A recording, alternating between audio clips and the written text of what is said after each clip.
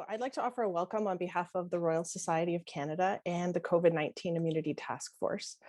So as Canada's National Academy, the Royal Society recognizes Canada's leading intellectuals, scholars, researchers, and artists, and mobilizes them in open discussion and debate to advance knowledge, encourage integrated interdisciplinary understandings, and address issues that are critical to Canada and Canadians.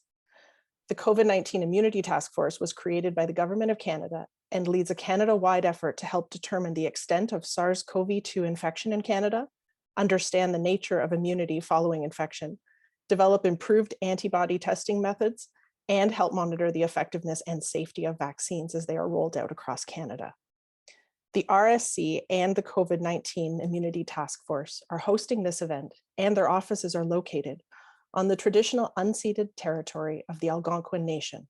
From coast to coast to coast, we are grateful to acknowledge the ancestral and unceded territory of the Inuit, First Nations, and Métis peoples, and recognize the dozens of languages and cultures Indigenous peoples have brought that enrich what many call Turtle Island. This event is offered with live interpretation into French. Cet événement est offert avec interprétation en direct en français. Pour accéder au fil en français, cliquez sur le globe en bas de votre écran et sélectionnez français. This event is being recorded and will be posted online in English and French on both the RSC website and on the CITF website following. So if you miss anything, don't get nervous that your notes are going to be incomplete.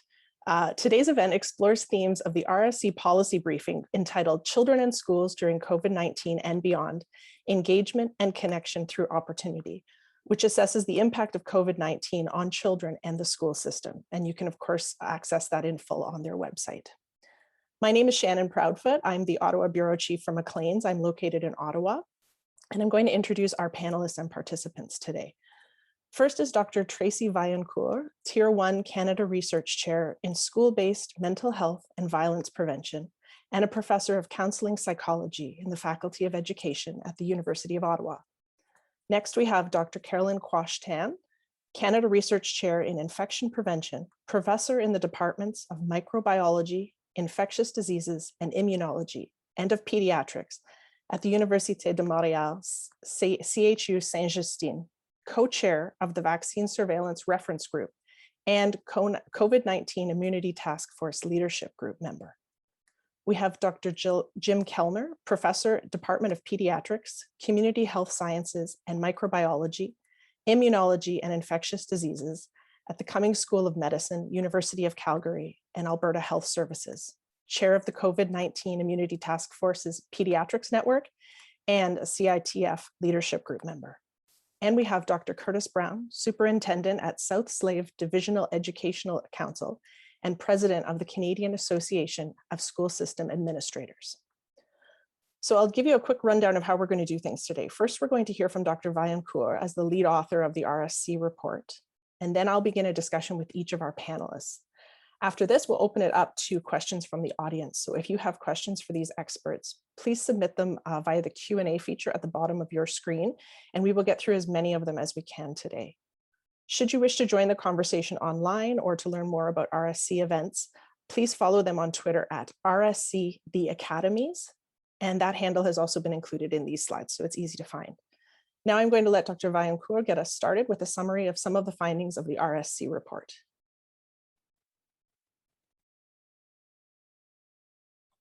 Thank you for the great introduction. So I'm going to just present our key findings, and I really want to highlight that our report is extensive and exhaustive.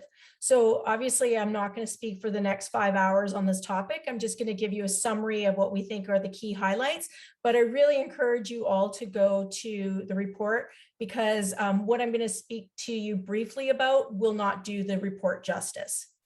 So in terms of core recommendations, we really believe that schools must be the first to open and the last to close. And unfortunately, far too many children in Canada were subjected to very long school closures. But if we want to keep schools open, especially as we enter this fourth wave with the Delta variant, we need to really prioritize educators and students in our vaccine rollout plans. And historically, that has not been the case. So if we're to need a another injection, a booster, then I think that educators need to be at the front of the line, just like healthcare practitioners.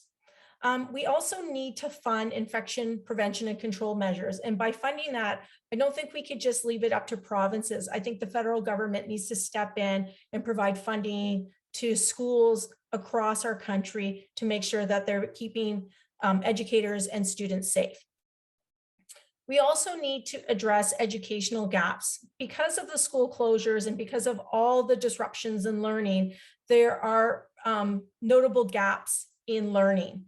And unfortunately, the cost borne to students who are already vulnerable to begin with, so those who were disadvantaged before the pandemic, they're the ones who have been disproportionately disadvantaged by the pandemic. Intervention programs are needed for students, these students in particular who have been impacted by interrupted or unfinished schooling. I think we tend to think about the fact that kids were out of school, we went online, we managed them quite well, and everybody's doing okay. But our report does not suggest that that is indeed the case. We need to take steps to reduce inequity. And it was pretty striking how this is such a core issue. And we believe that schools are the place where we can actually address a lot of the inequities that exist in Canada. And we believe that schools should never be the place that they get magnified. So this is something that needs to be addressed. And again, if we talk about the cost has been borne disproportionately to those who were vulnerable before the pandemic, this is quite problematic. We need to improve internet and digital access. And again, we go back to who has been able to be educated during the pandemic. It hasn't been kids in rural areas, and Dr. Brown could speak to this a little bit more. It hasn't been children who've lived on reserve. It hasn't been children who don't have access to devices or high-speed internet. Education is a human right, and it's one that's currently not being met by far too many Canadian children because they cannot access the curriculum from home. We need to create a national children's mental health strategy, and we've been arguing this for a very long time. Before the pandemic, 1 in 5 children had mental health problems. And this has been even more pronounced since the pandemic. In order to ameliorate their mental health, we need to focus on social emotional learning and development. And importantly, we need to track our progress. We don't have enough longitudinal population-based data in Canada. And this has been a huge problem with us being able to respond to the pandemic, to know where we should put our emphasis and the like. And I'll say this, that we measure what we value and we value what we measure. So if we are to be prepared in the future, we better get going on measuring things now. We need to support teaching as essential work, and this hasn't been the case during the pandemic.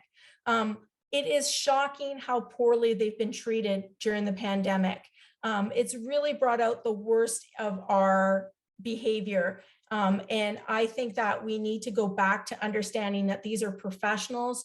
They're well regarded by me and others, who, but maybe not by as many as they should be. So highly qualified individuals, they're professionals, and they deserve the support. And they're also essential to our well-being, to our economy, and the like. We need to improve teachers' expertise moving forward in the area of digital pedagogy in our teacher prep programs. And the reason being is that when the pandemic hit, we noticed that we weren't as well equipped in this area of expertise. And it would be really good if we could be prepared, because this is actually the way of future learning. And finally, we need to prioritize recess and other forms of breaks. So what happens during the pandemic is that we prioritize reading, writing, and arithmetic at the cost of children's relationships, which I think is the first R of education. And relationships happen when kids have downtime. So we really need to be thinking about their downtime. So those are our core recommendations. Obviously, the list is not exhaustive. The report, I think, is in a lot of ways. And again, I encourage you to go back to reading it. Thank you. Dr. Quash, I have several questions for you to get us going next. Are many children and adolescents getting COVID? Are they getting it at school? And what do we know about whether they're having bad cases or severe consequences? Yeah, thank you for the question. I think you have to just realize what the context that I'm in. So I'm in Quebec, where we had in-person teaching all year round last year, even through the second and third waves, and where we were able to track COVID cases. So if I start in school, what we saw is that, yes, we did have cases, and we still do have some in the fourth wave. Most of the outbreaks, though, were of small numbers, so 2 to 5 cases maximum per cluster. When we tracked down and drilled down those cases, we saw that most of them, so 3/4, were actually caught from home or the community. The transmission in school wasn't that important, and that also relates to teachers, so that teachers did not get infected through school. Oftentimes it was caught elsewhere, and then sometimes it was a source of infection within school. In terms of number of cases, when we look, let's say, at the either wave where the Alpha variant or the Delta variant were at play, so last spring and this fall, we do see an increased number of cases in children. So mainly those in elementary schools where a vaccination is not yet available. But at the same time, looking at what happens in our hospitals, whether it is in Dr. Kellner's hospital in Calgary or mine here in Montreal, we are not seeing an increased number of admissions. In fact, and maybe Jim might comment on this later, but what we see here is that we're having mainly admissions of young infants, so those less than a month of age, who catch this infection from their parents who are not vaccinated, or who decided to delay the vaccination until after pregnancy. And that's what we're seeing. But otherwise, I mean, the school-age children are not being seen, or barely. We're having between 0 and 3 to 4 cases per day of COVID admissions. What is currently really putting a toll on our hospital is all the other viral infections. So whether it is RSV, enterorhinoviruses, so all those other respiratory infections that usually come up in the winter, that just decided to change their season and are now all over the place. And so parents are coming to the emergency rooms because their children are having fever, but it's not because of COVID. And then another complication that you've probably heard about is the MIS-C, or PIMS, which is this multi-inflammatory syndrome in children. Interestingly, we seem to have more of those last year, and so far this fall we haven't had many, even though our fourth wave started in mid-August here in Quebec. Same in France, where they've done quite a vast study of their cases. Most of their cases, and it's the same for us, are happening in those between the age of 5 and 9 years of age. And it's often associated with a heart inflammation, so myocarditis. And so, and oftentimes, I mean, even though they seem quite sick when they come in, and some will require ICU admissions, in the long run, this does not seem to have any long-term sequelae, which is actually quite reassuring. So I think, you know, if I summarize the situation in children, this virus, for some reason, is not causing any major disruption in their lives. They might get a cold. In fact, when we're looking at seroprevalence, so their antibody response, we are seeing approximately 10% of children who are now positive, or in fact in May, who were positive for antibodies. And I would say 3/4 of them have barely had any symptoms, which means that they are getting infected, but they're not really sick. And so again, children are not particularly sick with this virus. I think what we are trying to limit is the transmission of their infection to older or adults that could end up being hospitalized if they are not vaccinated in particular. But otherwise, I mean, the in-school teaching was actually quite favorable last year here. And so we're continuing the same way here. And there's only a handful of conditions for which children are not allowed to go to school. And they're really similar to those that could not go to school in a regular influenza season. So let's say you just got a bone marrow transplant or solid organ transplant, but otherwise, most of the other children are just going to school. Thank you. It's very interesting. Thank you. Dr. Kellner, I have a few questions for you next. Are we likely to see more cases in children in the coming weeks and months like we've seen in the United States? And what can you tell us about when vaccines will be available for children under the age of 12 and their safety? Sure, thank you. So I'll talk about cases first, and might have to remind me about the vaccines. So, and just to sort of complement and extend on what Dr. Quash said, you know, we are across the country in Canada in the fourth wave right now, the Delta wave, much more transmissible virus. And the Delta wave is playing out quite differently, you know, across Canada. If you look overall at active cases of COVID in Canada, about 1 in 850 Canadians has COVID-19 infection today.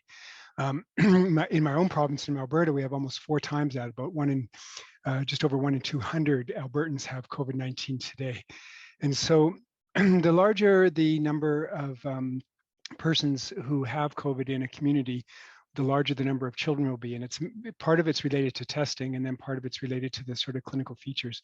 As Dr. Quash said, the cases, a lot of them are without any symptoms. Probably about 1/3 of diagnosed cases in children are without symptoms, and about 2/3 have mild symptoms. So just in the context in Canada, we know that children are only about 9 times less likely to be admitted to hospital or end up in an intensive care unit than adults are, and they're far more unlikely to die from COVID. And so that's what we know is good. If a child ends up in hospital with COVID because of COVID, though, it tends to be a significant illness. And about, you know, and there's newly published data in Canada showing that across the country, about 1/5 of children who are admitted, 20% are actually admitted to an intensive care unit. Fortunately, again, deaths are rare. So the concern in the United States is that there's been with the Delta wave there's been this very large increase in the number of children presenting to emergency departments, ending up in hospital, and end up in intensive care units, and to some extent dying from COVID. A way you can look at this, and it's been done in the US, is to look and say in August, to say, how does the likelihood that a child is going to end up in hospital and ICU and maybe die from COVID correlate with vaccination rates and public health measures in the community? And, you know, we all know that in the US, it's highly variable, just as it is across the regions of Canada, what vaccine uptake is. So if you look in the US at the areas with the lowest amount of vaccine uptake, and this gets into small numbers, like under 50% of the population over 12 being vaccinated. So that'd be like under 40% of the whole population being vaccinated. In states like that, and in states like that where there are no public health measures, essentially no masking, and there's laws against being able to wear masks and do anything at all in the schools, there you're seeing a huge jump, a multifold jump, sort of 8 to 10 times jump in the number of children presenting to emergency departments and being admitted to hospital and ending up in intensive care units. The bottom line is, I don't think we're going to get there in Canada, because even in our worst provinces, which are my own province of Alberta and Saskatchewan, our levels of immunization, as low as they are compared to the Canadian average, are much higher than even the best quartile in the United States.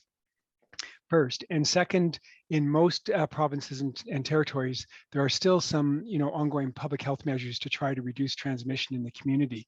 And again, my own province of Alberta, there was this moving away from really any public health measures in the summer, and we're paying the price for that now because our vaccination rate wasn't high enough, and we moved too soon to eliminate public health measures, and so that combination led to a big jump in cases. And so we're seeing a lot more than the rest of the country right now, except for Saskatchewan and the Northwest Territories, but nothing near what it is in the US. So it's a very long answer to your question, which is that I don't think we're going to see the kind of jump that they've seen in the United States in some places. And while we're having more COVID-19 in children here in Alberta than in Quebec, for sure, as Dr. Quash said, it's still a small number of children who are ending up in hospital. But the ones who are ending up in hospital, you know, there are, some of those kids are sick for sure. And so I think we're going to, you know, just not see anything close to what they've seen in the United States. That's certainly reassuring. Can you tell us about when we might expect vaccines here for kids under 12 and the safety of them? Right. And so the vaccines that have been looked at for children in Canada and considered of the vaccines that are available to us are the mRNA vaccines, so the Pfizer vaccine and the Moderna vaccine. And both companies are conducting clinical trials in age groups on children under the age of 12. I think everybody will know that the vaccines are approved and recommended for use for every Canadian age 12 and above right now. The vaccines are being tested in younger children, and a couple things to say about that. First, they're being tested in age group blocks. So the first age group block is from either 5 or 6 years of age to 11 years of age, and then a younger block and a younger block after that. Pfizer, as most people know, released some top-line results on their study of 5 to 11-year-olds a few weeks ago. And last week, they submitted that information to the FDA in the United States. And I heard over the weekend that they also submitted to Health Canada that information. Now, we don't really know all the details yet because all that's been released is some top-line information suggesting that in these studies, which are smaller studies, so-called bridging studies, that the immune response looks similar to older adolescents and young adults, and that the safety profile is similar, but we don't have any details on that yet. And in a bridging study, you'll know whether or not the vaccine is likely to prevent disease if you have enough information suggesting that the immune response is the same, and then also that the safety looks the same. So people are wondering how long is that going to take and where we're going to be at. And I just want to say that I think that the situation is going to be a little bit different for younger children, but because first of all, the evaluation of the vaccines by the regulatory agencies are being done on the basis of this immune response and safety with relatively small numbers. And so there simply won't be enough information to be able to extrapolate and say, well, what about the likelihood of very, very rare adverse events like the myocarditis that people are worried about with young adults, especially males. And we simply won't have all that information in hand when decisions have to be made about how to use the vaccines. Nevertheless, we can expect that the process will be careful and comprehensive, but it'll be rapid. And with previous submissions to the regulatory agencies, Health Canada here, when it came to looking at the 12 to 16 or 17-year-old age groups for the vaccines, that evaluation review was done in just a few weeks. And so I don't think we'll be waiting very long till we have at least some word from the regulatory agencies. So lots of people are keen to hear where we're going on this, and there's more to come. We simply don't have all the information yet. Thanks very much for that. Dr. Brown, I have a question for you as well. You're really well placed to sort of tell us how all of the things our panelists have been talking about so far are playing out on the ground. So can you tell us what are you noticing in schools that relates to this research so far? What are you seeing? What are you hearing from colleagues? Well, I think everyone knows in Canada, all provincial and territorial schools were closed for extended periods at some point during the pandemic. But now I think in every province and territories, keeping schools open is definitely a priority right across Canada. For the NWT, where I live and work, our schools were closed for the last 3 months of the 2019-20 school year when the pandemic first arrived. But then they opened up again, similar to what was Dr. Quash shared about Quebec. And stayed open for most of last year. Almost all NWT schools remained open for the entire 2020-21 school year. Unfortunately, some NWT schools have had to close for several weeks here, due in part to some relaxing of the travel and isolation restrictions, but coinciding as well with the arrival of the more contagious Delta variant. And as everyone knows as well, educators, students, and families had to pivot on a dime to fully remote learning for children and youth who couldn't attend school in person. Parents and other caregivers shouldered the weight of supporting their children's learning. And despite those valiant efforts, for most students, those variations in delivery methods that were developed urgently at a time of crisis were far from ideal, resulting in many students simply disengaging. And particularly, as Dr. Vaillancourt indicated, particularly the most vulnerable children and youth who were already dealing with numerous challenges. So those closures, they thwarted children's fundamental need to belong, resulting in greater social isolation and loneliness. Children and youth were not only isolated from their peers and their educators, but they also experienced lengthy separations from extended family, community networks, coaches, teammates, counselors, and so on. And then when students returned to blended learning, student engagement and behavior were a challenge, partly a result of the lengthy absence and partly because of the new pandemic rules that were restricting student movement and requiring masking as well. And the pandemic has highlighted and magnified some pre-existing inequities. For example, those who were already at risk of dropping out, who need direct instruction and more supports in order to be successful, are less likely to get those supports while schools are closed, of course, or even in a blended learning situation. Too many children and youth simply disengaged with again, the influence deeper for those already at risk before COVID-19 was declared a pandemic. But perhaps the most notable inequity that quickly came to light during the school closures was the lack of internet access and digital devices in most homes.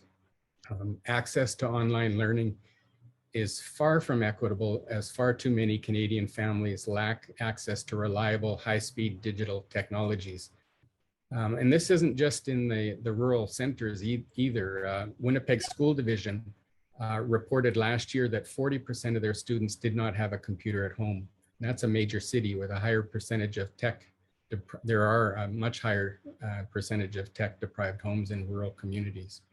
Less than 50% of Canadian households had internet when the pandemic started. Before the pandemic, only 12.6% of Canadian households had broadband or high-speed internet. So there are also many areas in the country where internet access is just incredibly costly, including Indigenous communities and those in northern regions. For example, in Nunavut, over 50% of the households with internet have download speeds of less than 5 megabytes per second, which is insufficient bandwidth and reliability to show an educational video or to sustain a video conference like the one we're on right now. So this digital divide between urban and rural communities is one way in which inequities have been and continue to be sustained through the pandemic. And schools and school boards, governments tried desperately to find ways to level the playing field by loaning internet-enabled devices, digital devices to families. Here in the territories, we had Chromebooks and turbo sticks that we were handing out to families, only to find out in our small outlying communities that the connection speed, the bandwidth was so unreliable. We're connected by a satellite link. They were so unreliable that they simply didn't work. We had hotspots where we just turned routers around in our schools and invited kids to come to school grounds when they could and access the router in the school. Again, those efforts are laudable, but certainly didn't address the needs of all kids. Two other things I wanted to quickly mention. I think most everyone's probably already aware. The negative reach of the pandemic also extended beyond the primary purpose of schools. For example, school closures impacted food security of children and youth. All of our schools in the NWT provide breakfast, snack, and lunch programs, and those services came to an abrupt stop during the closure. The school closures also impacted the detection and reporting of child maltreatment and neglect. Our child welfare partners told us that at-risk families in poverty or suffering with mental health and addiction issues were confined to their homes just like everyone else, but now they didn't have the school day for daily routine, structure, and respite, and child neglect and abuse increased. And at the same time, there were fewer eyes on kids on a daily basis to notice and follow up on any welfare concerns. So we were told that when things finally did come to the attention of Child and Family Services, the cases were more serious. And we didn't realize, quite honestly, we didn't realize how important a component of the child welfare system our schools were and are until our schools closed. The best, I'll just close here on 2 items. So one of the best ways to mitigate threats to well-being, education, food security, and safety of children and youth is to aim to keep schools open whenever and wherever it's safe to do so. As I said, that is a priority right across Canada, I think, right now. The other thing I wanted to touch on, and Dr. Vaillancourt touched on this as well, the pandemic has been challenging for teachers, support staff, and principals who have been faced with having to quickly adapt their learning environments, being vigilant around ever-changing public health directives, worrying about their own health and safety, all while trying to keep children and youth engaged and motivated. And that's been no small feat, and one that must be recognized and valued as well. Thank you, Shannon. Thanks very much for that. We're going to go into the Q&A portion of our session now. So I would invite, we already have a few questions coming in, but anyone else who has questions burning a hole in your pocket, please go ahead and submit them. I'm going to get us started, and then I have a few others that I've pulled from the chat, but please go ahead with them, and we will ask our experts. So my question to start us off, and I'd invite any of you who want to weigh in here to do so. I noticed many of the recommendations in the RSC report are quite broad, and I think they match what a lot of parents and citizens would think should be our priorities. You know, things like the safe reopening of schools, keeping schools open because of the enormous losses if we don't, you know, proper funding for infection prevention, things like that. But I'm wondering if any of you can speak to what specific elements or measures or policies on the ground would actually support those goals. Like, what do we need to see happening in reality in order to kind of try to meet those things that we all would probably agree are important? Please, anyone chime in as you see fit. I'll chime in first just because we wrote the report, and Curtis was one of the co-authors, so it was really nice to hear his comments. I think it's a fair question. But within each chapter, we have very specific recommendations. So it may seem broad from the executive summary, but in fact, it's not broad. There's actually a blueprint of what can be done and how it should be done. So I can appreciate your point, but I just wanted to add that. And I'll give you one example of a policy point. So we argue that we need a children's commissioner. We say we value children in Canada, and yet who's advocating for children? And it's interesting because we just had a federal election and children were not at the front of anybody's platform. And that's a huge miss. They have suffered tremendously during this pandemic. They're always an afterthought. And so we need somebody to be advocating for them, somebody who would have the ear of our Prime Minister, making sure that the agendas always reflect children's needs. So that would be one policy recommendation, and that is specifically advocated for in our report. That's a great example, thanks. Is there anything anyone else wants to chime in with there, or should I go ahead with the next question? I can speak, Shannon. You know, the specific bottom line goals, I believe, are to keep everyone healthy and safe, 1, and 2, to continue to provide the best education possible. So with that in mind, you know, pragmatic steps include, I think, encouraging everyone to get vaccinated and to stay the course with the virus mitigation measures, symptom screening, masking, distancing, enhanced cleaning, at least until we get our young ones vaccinated. Our territory here has just announced vaccination requirements for health workers and educators working with the vulnerable sector. So that's a tangible, pragmatic step in terms of ensuring everyone's staying healthy and safe. In terms of education, the best education possible,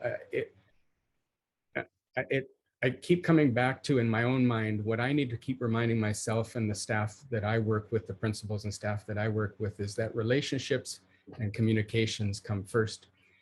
Every student needs to know that the teacher likes them, believes in them. Teachers need to be explicit about that with each student.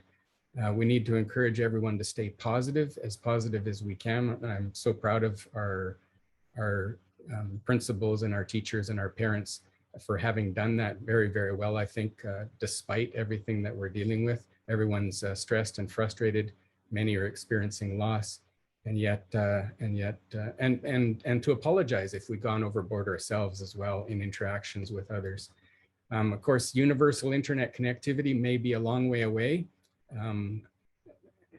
Even the Canadian School Boards Association and the Canadian Association of School System Administrators wrote a joint letter to the federal government and have yet to receive a response. We'll keep prodding, but we need to stay positive and work the best we can with the resources we have, and we owe that. I don't know if people are aware, but tomorrow it happens to be World Teacher Day. Teacher Appreciation Day. Canada is one of about 100 countries that recognize teachers on October 5th each year.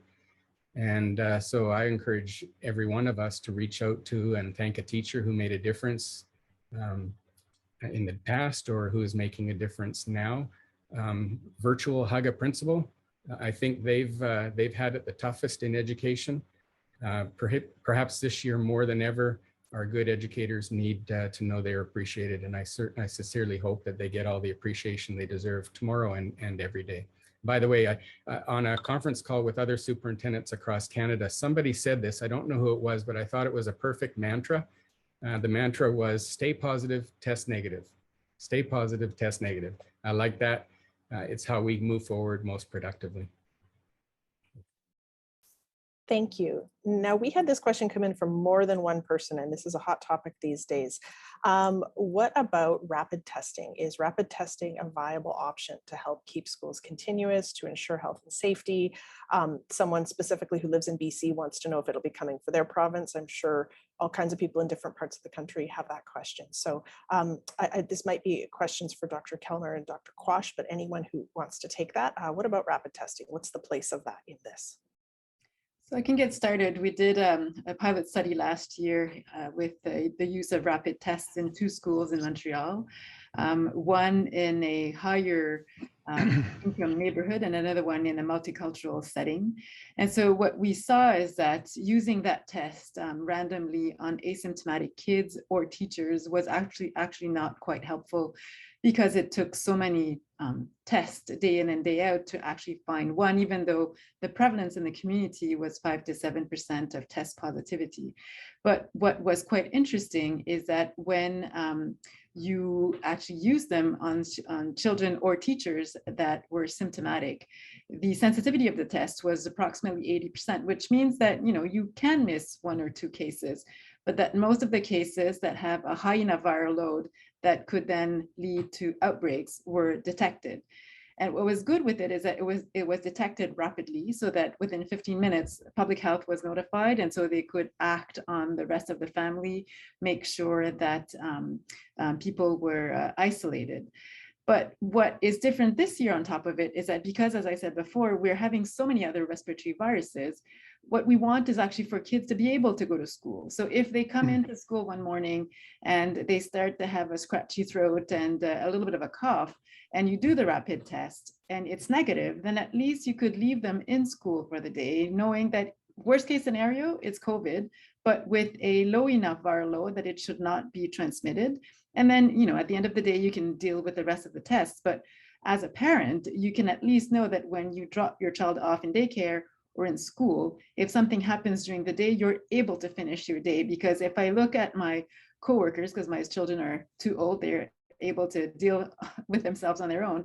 But my nurses around me here are being called in like every other day almost to come and pick up their child. And so, nobody's able to work, nobody's able to do anything. And that poor child is just miserable at home because all they want is to go back to school or daycare and be able to interact with others. So I think that's where the rapid test actually has a role to play. And so in the province of Quebec, that's how it's been implemented since the school entry in September, so that it's been deployed in all schools, not daycares yet, but in all elementary schools, or in spots where vaccination rates are not high enough. But so, you know, people have been trained in school and they're not healthcare workers, but some people have been trained in various schools to be able to do that test. And so far it's been helping out a little bit, which, you know, it's really a first screening to make sure that if there is a COVID case, you're able to, you know, identify quickly and send that child home. But in, you know, the opposite is that if it's negative, at least kids can stay in school. Thanks.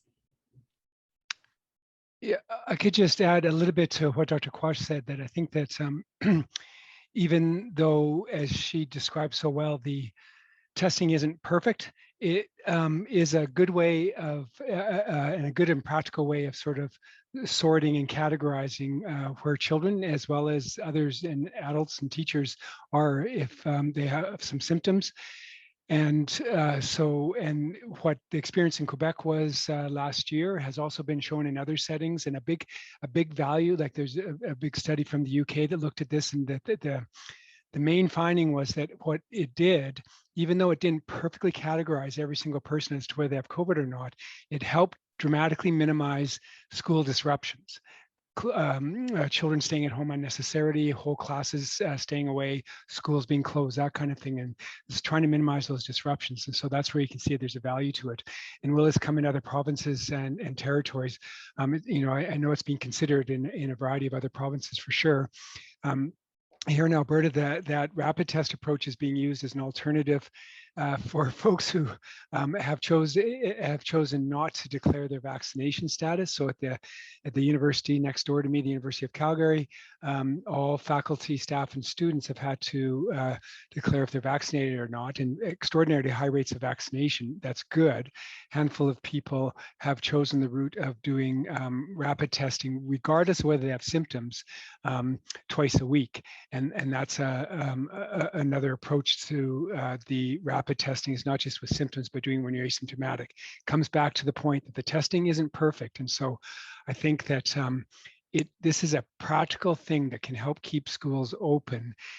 But in general, we have to accept that it's not completely perfect at categorizing, does a child or an adult have COVID or not, but it probably is getting it right almost all the time and good enough to help keep the schools open.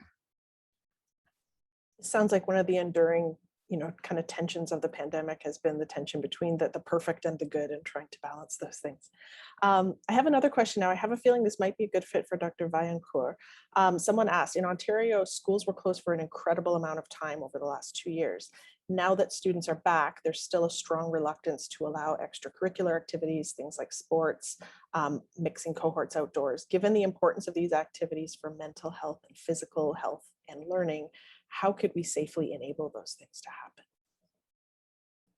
It's a fantastic question, and it's one that I've been advocating for the past year. And I'm a soccer coach, so I'm intimately familiar with what's happening in terms of extracurriculars. And in Ontario is one example. When we closed schools, we shut down all of their access to extracurriculars, including sports. And that had a devastating impact on a lot of kids. So they were isolated from their friends at school, and then we isolated them from their teammates, their girl guy group, and the like. And what I think happened, and I'd be curious to hear from other panelists if they agree with this, because this is just my hypothesis. We were so unprepared for this pandemic, and you would think we would have been better prepared, but we really were not prepared. And because we were so unprepared, we panicked. And in our panic, we went all the way to the end, right? Like where we had to shut down everything and we had to protect everybody from the virus. And it makes sense because there were so many unknowns. But we still decision makers who are caught in this moral panic. And it's causing harm to kids. The evidence from what I've read on transmission in sports is very low. And especially if it's a sport that's played outdoors. And so I think we need to be looking to the evidence and making decisions. Instead of these, we've had these approaches where there's no room for any interpretation in the middle. It's all or none. And I don't know how helpful that has been. We have enough evidence, I think, now to support that kids should be in schools and they should be doing extracurricular activities, unless, of course, there was an outbreak. If there's an outbreak in a basketball team, I'm not saying we should still persist in sending them to their practice. That makes no sense. So common sense should prevail on that. But in general, I don't like this blanket approach where, we say everybody is going to be removed from their extracurriculars and from school. Now, someone else has a question about vaccines, the testing of vaccines for kids. Someone's asked, what are the sample sizes of studies on mRNA vaccines for children? And they're asking if someone could speak more about possible side effects in young males. Sure, I can start with that. First about side effects, and especially young males, the main side effect that people are concerned about is this very rare occurrence of myocarditis with or without pericarditis. So those terms refer to an inflammation of the heart muscle, myocarditis, and then the lining of the heart, pericarditis. And they're often seen together.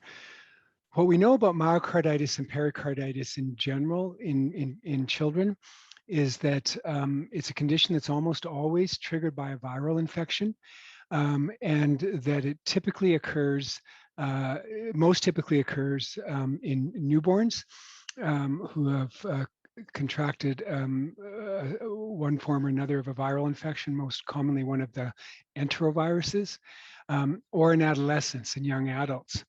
And in addition, what we see in children normally with myocarditis, pericarditis, is that there's a real male predominance. And so, so that's the background of it, is that infants and adolescents and a male predominance. And it can be severe and life-threatening. What's become apparent with delivery of especially the mRNA vaccines, it's really not something that's been seen with any of the other vaccines, in particular in Canada, the viral vector vaccines. But with the mRNA vaccines, it seems that there's a very rare occurrence. By very rare, it's just a number, but we think of something that's very rare as being less than 1 in 10,000. And what the actual instance is of the myocarditis, pericarditis, is still being worked out in a variety of settings, where, including Canada, where these things are being looked for carefully and trying to determine. But it seems like the range of numbers, depending on the age group, depending on the study, depending where you are, and depending on the vaccine to some extent, is somewhere around in the ballpark of 10 per million or 1 in 100,000 to maybe twice that. And so it's definitely first was seen in young adults before vaccines were given in adolescents. So young adult males, sort of 16 to 30, and then it can happen at any age and in any gender, but it's on that sort of excuse me, order of magnitude. What's also known is that if you have COVID-19 infection, that you can get myocarditis as a complication. And the myocarditis is a complication that happens after COVID-19 infection, can be severe. Data that has come from a variety of sources, but especially from the US and from Israel, has shown that the likelihood of getting myocarditis after COVID is at least 5 times, maybe 10 times more likely after having a case of myocarditis. Now, of course, not everybody gets myocarditis. It gets COVID, but if you have COVID, you're much more likely to get it than if you've been vaccinated, and it's more likely to be severe. The good news about the myocarditis that's occurred is that so far it seems that the cases are mild and not leaving lingering effects, but we simply don't know now what that's going to look like in the sort of medium term. The cases that occur soon after vaccination, typically within 5 to 7 days. And so it's not like somebody's going to get myocarditis arising. It doesn't seem like it, that it's going to rise weeks or months after they've been vaccinated. It'll rise quite early. But the period of time that we're worried about it will be to see how whether it can happen after vaccine is quite soon after the vaccine, but time will tell about lingering effects, but it doesn't look like that's a big issue at this time. So the clinical trials in children in the United States, the FDA asked the companies Pfizer and Moderna to increase their sample size of children that they're looking at for these bridging studies, but the numbers are still relatively small, around 4,000 to 5,000 per age group that's being looked at as far as I understand. And so if you're going to study 4,000 to 5,000, 4,000 or 5,000, then you're simply not going to have studied enough children to have any sense of what the likelihood of myocarditis is if it's more rare than that. But in fairness, even if you studied 30,000 people like they did in the, or 35,000 in the large adult trials, you may not get enough of a signal to know. It won't be until vaccines get used on a sort of large scale basis that we'll get more greater understanding and a more precise sense of how likely or unlikely these events are going to be. Two more things. It's a long answer, I know, but I'll just offer two more things.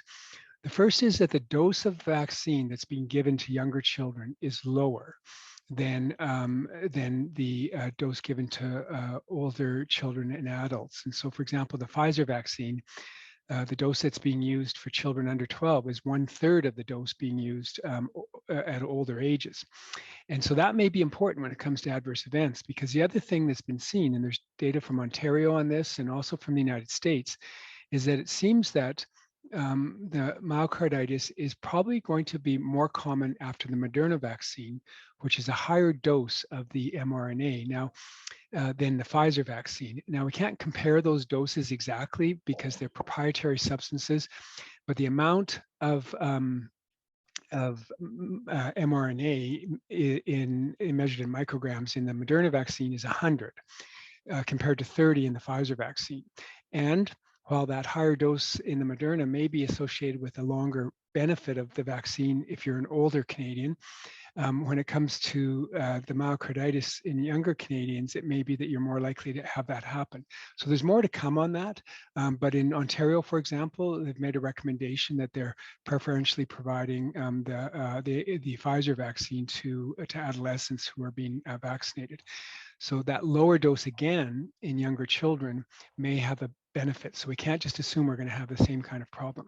That's a lot of information, but I hope that helped out people's questions. Thank you. Someone else has asked, how serious a concern is long COVID in kids, and what are we seeing in Canada? I can tackle that one. So it seems to be more rare than what we're seeing in adults. In fact, interestingly, and you probably saw this paper out of Israel, where they said that approximately 10% of children and teenagers have some symptoms of long COVID. Mainly parents were reporting attention problems or lack of sleep or problems with behaviors. However, in that paper, what wasn't done is to compare that group of children who had COVID to a group of children who didn't have COVID, because, put a couple of children in a room locked with a computer and see what happens to them down the road. And as Dr. Vaillancourt said, it has, virtual teaching has impact on our children's behaviors. So the same was done out of the CDC and in Switzerland. And then what's interesting there is that you see that 12 weeks down the road, approximately 4% of children who had COVID still had some symptoms of behavior problems or tiredness or whatever, but it was 2 to 3% in the control group, showing you that really, long COVID does not seem to be such a big problem in children, which is reassuring again.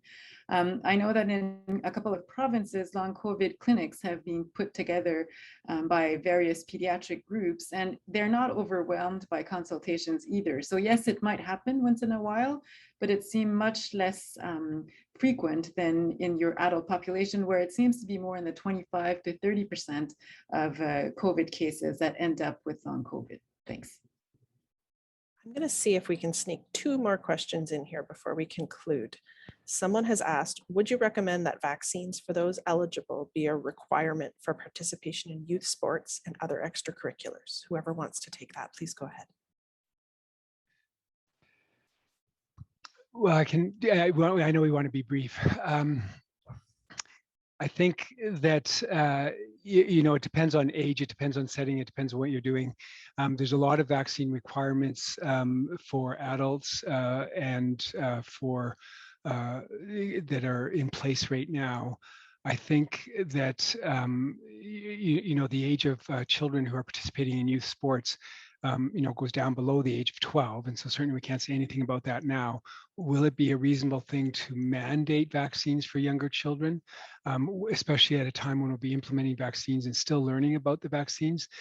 Or should we particularly mandate the vaccines for those around the children to begin with? The short answer to the question, I'm not sure that a vaccine mandate for children participating in youth sport at this time is the answer. And I think that mandates are more relevant in other settings to begin with.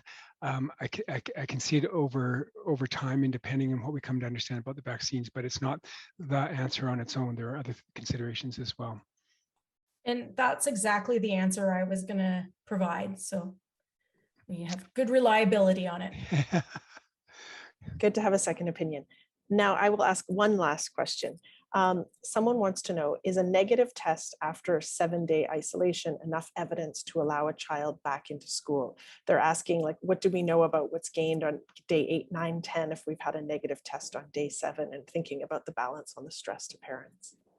So that's an excellent question. And in fact, what we're seeing, and it's not just in school, but also in all those quarantine settings that we've mandated, is that if your PCR is negative on day 7, it's really unlikely that you're going to have anything creep up after that.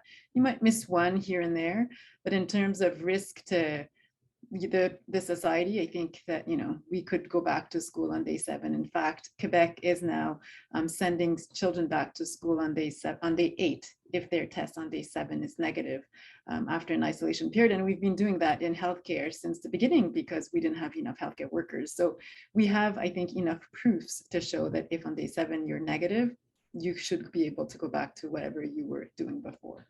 Thank you. I think we can sneak one bonus question in. Someone asked, many adults who are vaccine hesitant, I think here they're referring to parents on behalf of their kids, talk about the sort of trade-off, the cost benefit, given the fact that kids do pretty well with this virus, and the idea that they might not want to get their kids younger than 12 vaccinated. Would any of you have a response to that line of reasoning or thinking?